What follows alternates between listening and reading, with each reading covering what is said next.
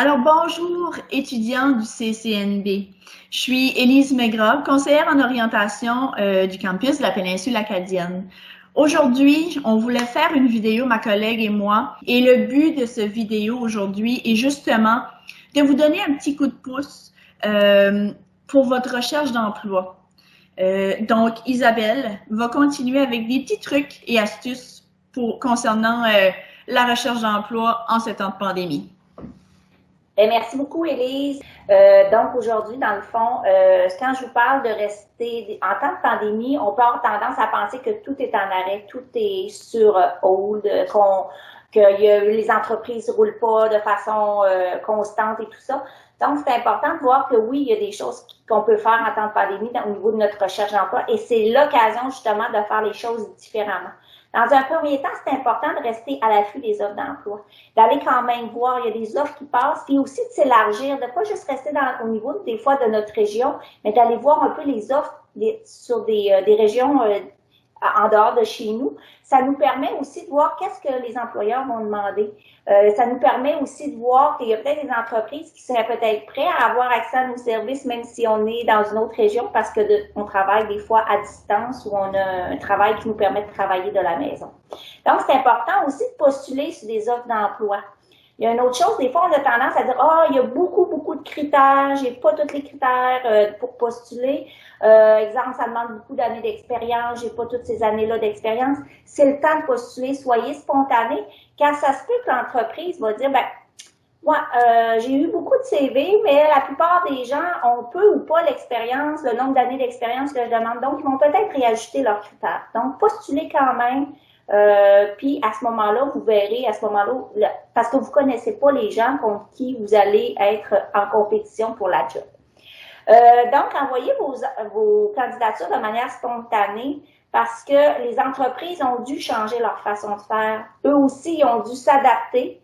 Donc, ça se peut que dans leur façon de travailler, il y a des choses qui vont pouvoir avoir besoin de vos services. Puis, l'autre chose aussi, c'est que les entreprises, des fois, ont dû changer leurs services ou leurs produits.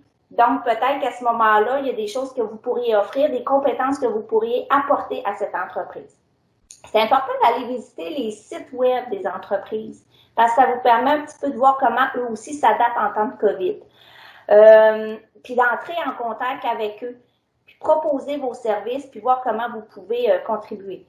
L'autre chose aussi, dans certains programmes d'études, peut-être qu'il y aurait possibilité de faire du travail comme un travail autonome, un travail à partir de chez vous.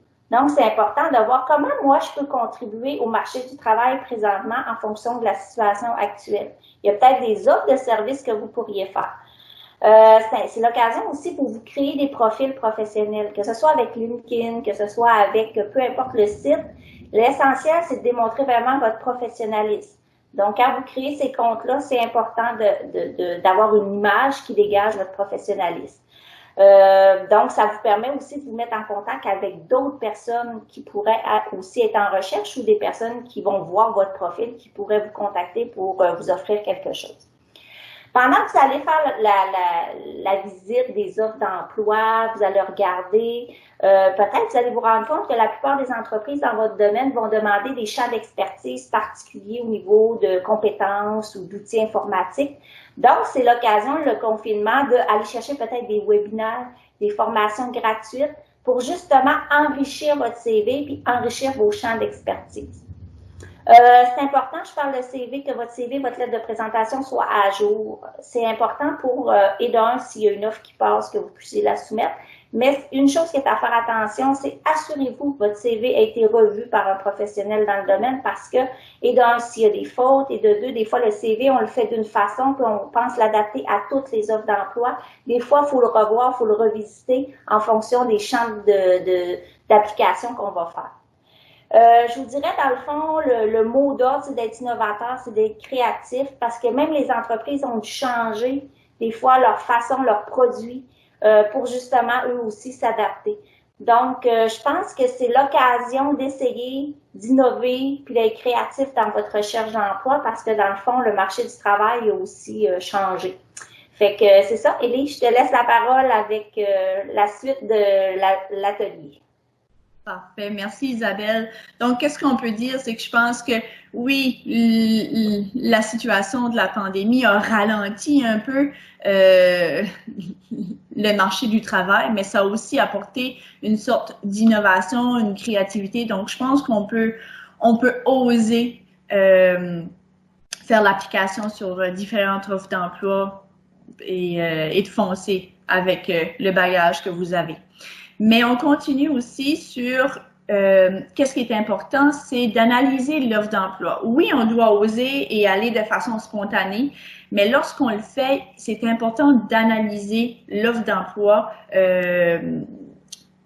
qui nous intéresse. Donc, quand j'analyse une offre d'emploi, je dois regarder l'offre en me disant qu'est-ce que je peux apporter à cette entreprise? Souvent, on va remarquer les compétences exigées par l'emploi. Donc, je regarde les compétences exigées, mais je regarde aussi mes compétences. La formation qui est exigée, et je regarde ma formation ou mes formations, mais aussi, il ne faut pas s'attarder à seulement la formation qu'ils ont indiquée. Parfois, ça peut être des disciplines connexes. Parfois, les employeurs vont être prêts à élargir justement leurs critères. Les tâches qui sont demandées pour les postes. Dans mes expériences de travail, qu'est-ce que je t'ai demandé à faire et qu'est-ce que je peux relier ou qu'est-ce qui est transférable aux tâches qui sont demandées pour le poste pour lequel je veux postuler. Dans le fond, c'est de se poser les questions quand on analyse une offre d'emploi. C'est qu'est-ce que je possède pour occuper ce poste? La formation, les expériences, les compétences. Puis, les compétences qui me manquent et OK, il peut me manquer des compétences, mais je peux aussi avoir un plan de comment j'envisage aller les chercher ces compétences-là et peut-être même que c'est d'avoir ce poste-là qui va te permettre de développer ces compétences-là et tu peux avoir un employeur qui est vraiment ouvert à te laisser cette chance-là. Et aussi en quoi mon bagage d'expérience et de formation sont des atouts pour l'entreprise. Donc là, c'est le moment de vendre sa formation. Qu'est-ce que moi j'ai de spécial qui fait que cette entreprise-là pourrait profiter de mon bagage d'expérience? Et puis, je pense que le mot de la fin, ça serait de faire attention aux mots-clés dans l'offre d'emploi. Donc, ces mots-clés-là, ils ont été choisis pour une raison.